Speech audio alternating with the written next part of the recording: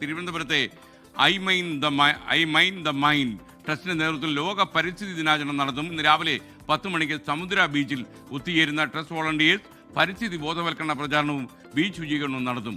Plastic മാലിന്യങ്ങൾ ജലാശയങ്ങൾക്കുണ്ടാക്കുന്ന വിപത്തുകളെ പറ്റിയാണ് ബോധവൽക്കരണം.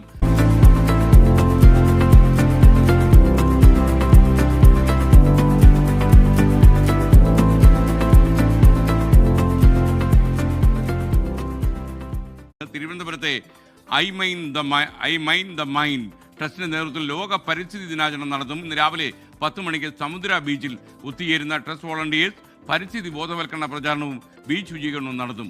പ്ലാസ്റ്റിക് മാലിന്യങ്ങൾ ജലാശയങ്ങൾക്കുണ്ടാക്കുന്ന വിപത്തുകളെ പറ്റിയാണ് ബോധവൽക്കരണം.